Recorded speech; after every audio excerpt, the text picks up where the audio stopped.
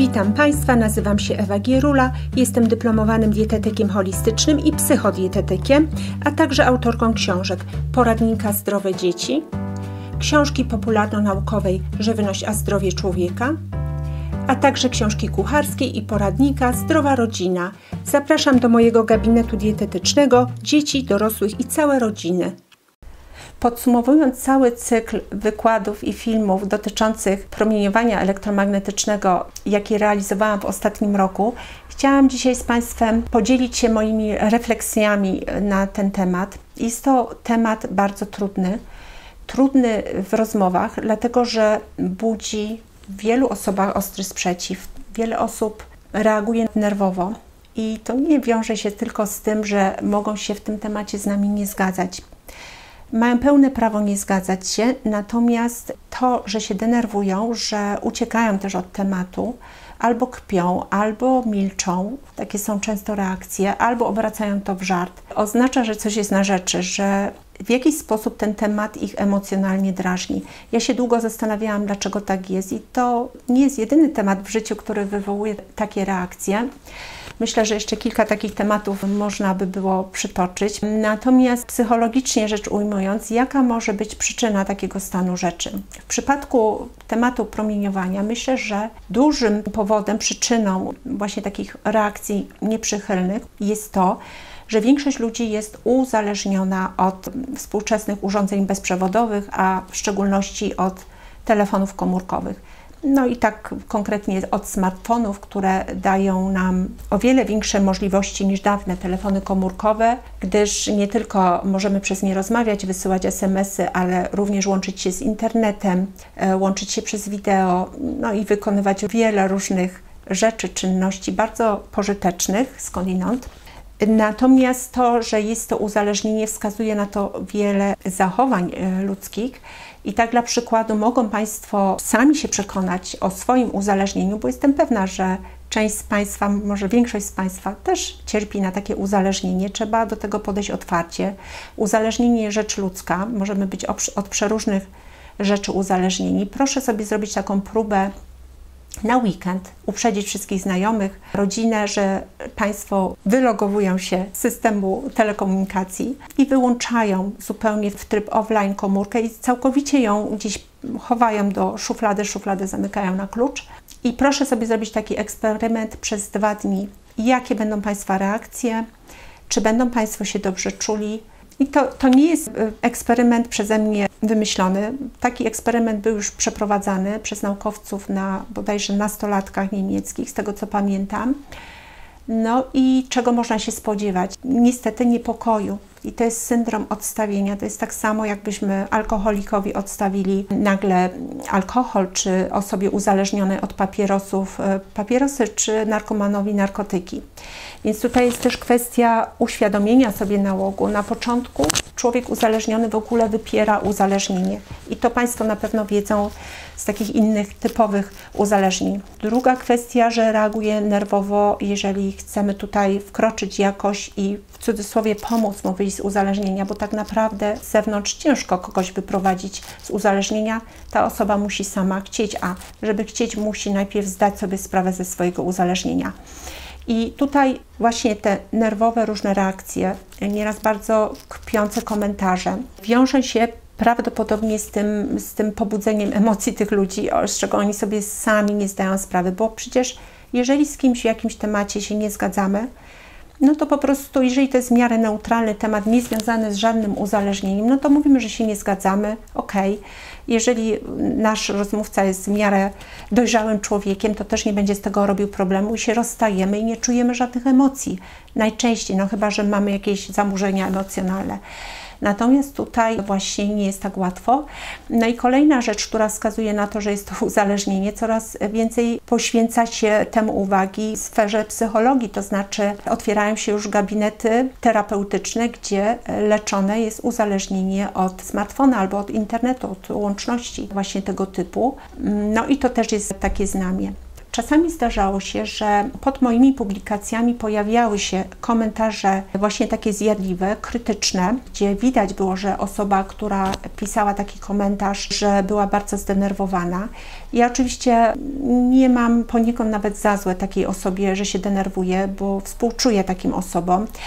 Natomiast takich komentarzy nigdy nie dopuszczam, bo taką przyjęłam zasadę, że jeżeli ktoś odnosi się do mnie niekulturalnie, w sposób nieprzyjemny, no to, no cóż, to mój kanał, mój dom i nie wpuszczam byle kogo do mojego domu. Natomiast jeżeli ktoś zechciałby mnie skrytykować w sposób konstruktywny albo przedstawić swoje wątpliwości w sposób konstruktywny, jeżeli jakaś osoba będzie szczerze zainteresowana moją odpowiedzią na jej pytanie, w której może być zawarta krytyka czy wątpliwość co do tego, co ja mówię, to ja bardzo chętnie taki komentarz dopuszczę i odpowiem na niego, bo właśnie coś takiego bardzo nas edukuje.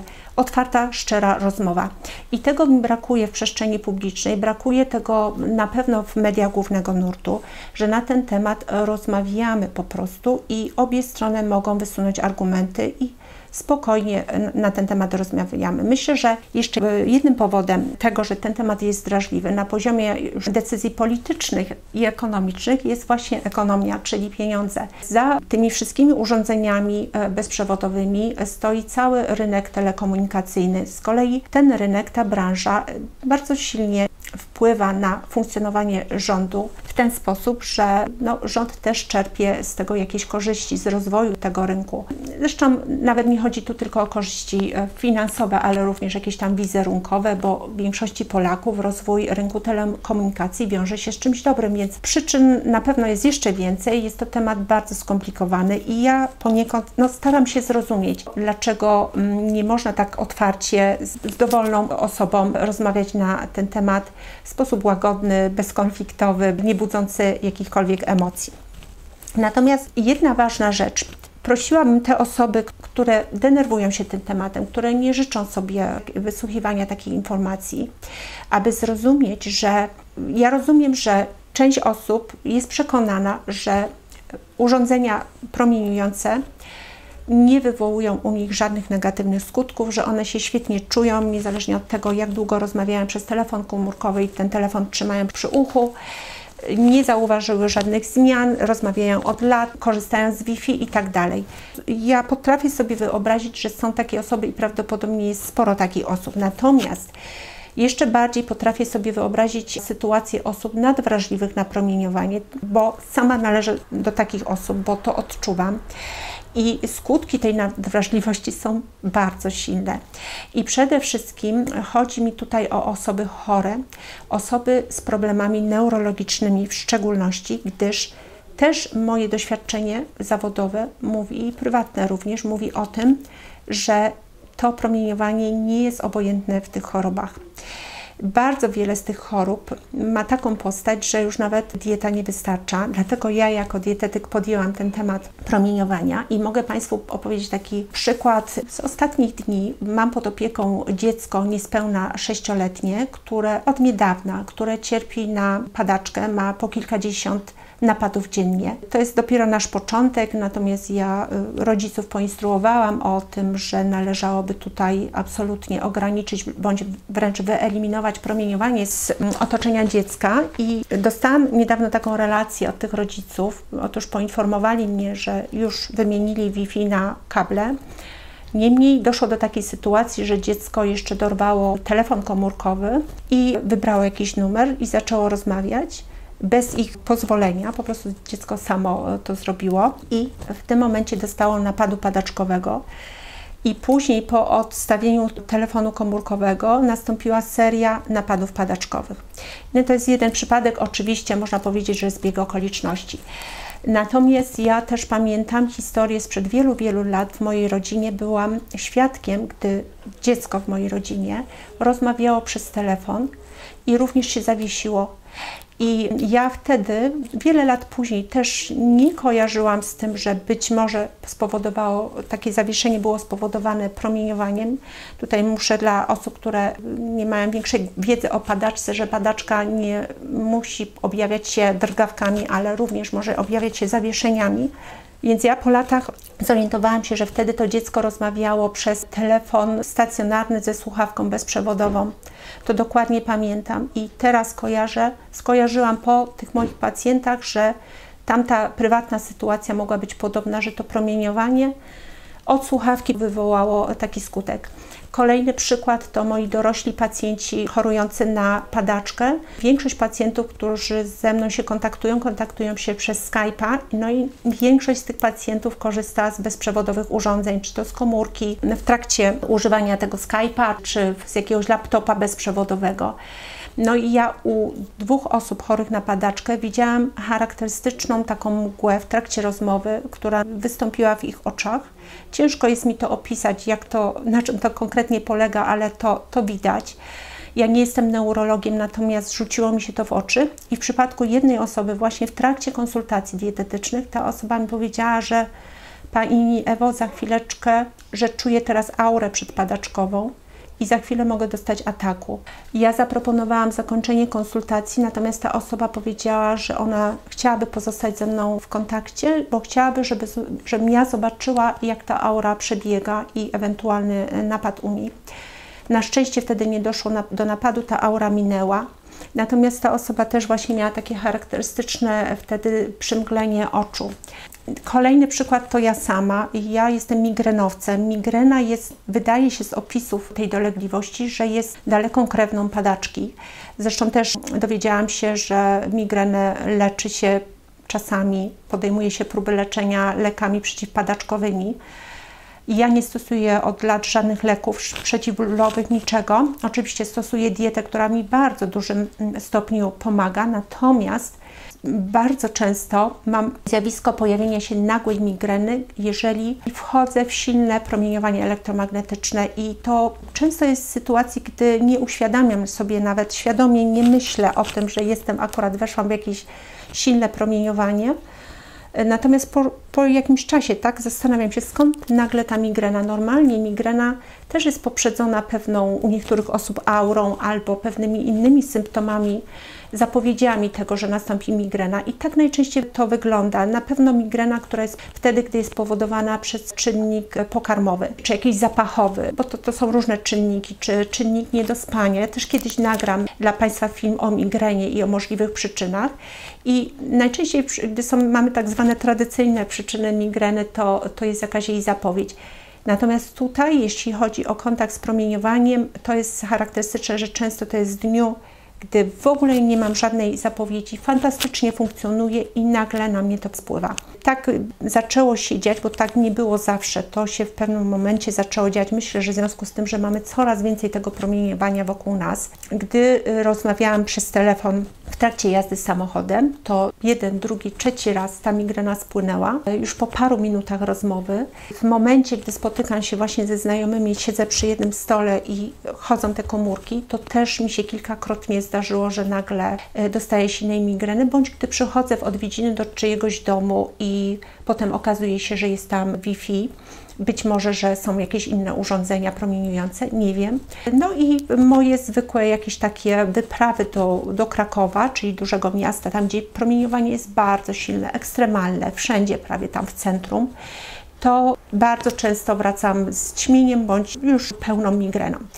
Więc to są moje doświadczenia i dlatego tu bym apelowała do tych osób, które nie mają takich problemów, o wyrozumiałość i po prostu nikt nie musi słuchać tego, co ja mówię, nie musi tego przyjmować do wiadomości, nikomu nie chcę tego narzucać.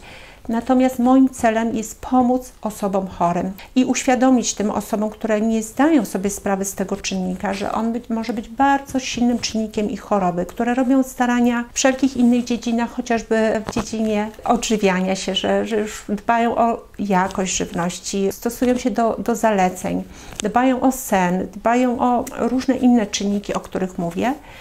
A mimo wszystko pewne problemy mogą powracać i właśnie tutaj trzeba oczyścić rzeczywiście to środowisko, choćby na jakiś czas dać sobie próbę pobycia w środowisku wolnym od promieniowania, żeby rzeczywiście się samemu przekonać. Tak jak opiekunowie tego dziecka prawie 6-letniego, oni sami przyznali, że wie Pani, my do końca nie byliśmy przekonani do tego, co Pani mówi, ale jak zobaczyliśmy, jak dziecko zareagowało na komórkę, to po prostu się już dłużej nad tym nie będziemy zastanawiać.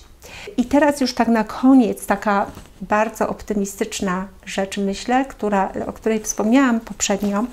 Mianowicie parę dni temu podeszła do mnie córka ze swoim podręcznikiem do biologii, do 2. klasy liceum, bo właśnie córka rozpoczyna 2. klasę liceum od września. Przeglądała sobie ten podręcznik i w rozdziale o układzie nerwowym znalazła bardzo ciekawą informację i to jest światełko w tunelu, myślę. Konkretnie jest to podręcznik Biologia na czasie, podręcznik dla liceum ogólnokształcącego i technikum, zakres podstawowy, wydawnictwo Nowa Era, do klasy 2.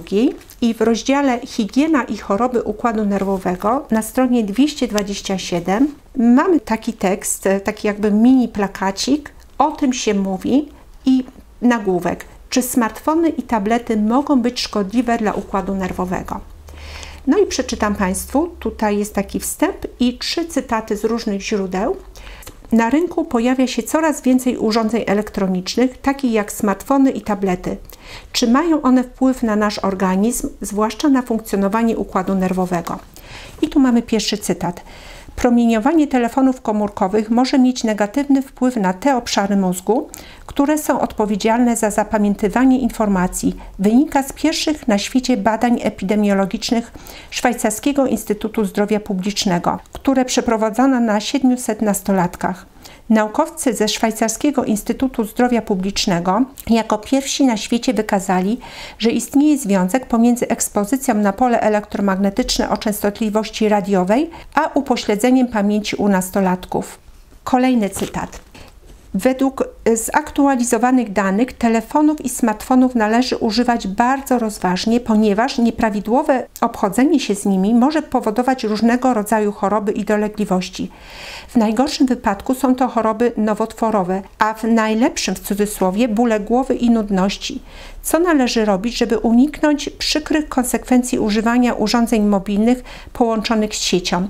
Przede wszystkim podczas snu urządzenia muszą znajdować się z dala od głowy, a długie i częste rozmowy najlepiej jest prowadzić przy pomocy zestawu słuchawkowego. Na co dzień niezalecane jest noszenie smartfonów w kieszeniach spodni lub kurtki. Lepiej jest trzymać je w plecaku lub torebce. Urzędnicy przestrzegają także przed trzymaniem smartfonów blisko głowy podczas pobierania dużych plików. I trzeci cytat. Częste wpatrywanie się przez dzieci i młodzież w monitory telewizora, tabletu lub smartfona może zwiększać ryzyko otyłości, depresji i pogarszać jakość życia dzieci, ale ogólnie nie ma negatywnego wpływu na ich zdrowie. Wynika z badań opublikowanych przez British Medical Journal. Według badaczy Royal College of Pediatrics and Child Health korzystanie z telewizora, tabletu lub smartfona ma umiarkowanie duży wpływ na rozwój u dzieci i nastolatków otyłości oraz depresji. W nieco mniejszym stopniu może sprzyjać niewłaściwym nawykom żywieniowym oraz pogarszać jakość życia. I teraz bardzo ciekawe podsumowanie tutaj ze strony autorów tego podręcznika. Zajmij stanowisko w sprawie wpływu telefonów komórkowych na funkcjonowanie układu nerwowego. Podaj argumenty uzasadniające Twój wybór. Piękna rzecz. Jak widzimy, pierwsze 2 cytaty brzmiały raczej ostrzegawczo, natomiast trzeci cytat był bardziej uspokajający, czyli tak jakby troszeczkę ze strony przeciwnej argumenty podane. Ale tutaj autorzy sami nie opiniowali tego, nie komentowali, natomiast zachęcili odbiorców podręcznika, czyli młodzież, do zastanowienia się nad problemem. I o to tutaj chodzi. Pięknie to jest podane, nikt nikomu nie narzuca, jak jest, natomiast pobudza temat pod dyskusję, pobudza dyskusję samą i tego brakuje w naszej przestrzeni publicznej, w głównych mediach. Niestety tego też brakuje chociażby na YouTubie czasami. Gdy ktoś pisze komentarz, że należy zamknąć buzię temu autorowi, na przykład tego typu komentarze słyszałam pod moim adresem, więc nie chodzi tutaj o to, aby się wyciszać wzajemnie, ale raczej, aby słuchać argumentów drugiej strony i żeby nad tym się zastanowić i samodzielnie, niezależnie podjąć decyzję. Oczywiście temat jest o tyle trudny, że nie możemy do końca wpłynąć na decyzje innych osób, decyzje, które sprawiają, że my jesteśmy poddani temu promieniowaniu. I tutaj jest kwestia taka konfliktowa, no ale Jesteśmy podobno cywilizowanym społeczeństwem, więc myślę, że powinniśmy nauczyć się też rozmawiać i znajdować jakieś kompromisy i jakieś rozwiązania.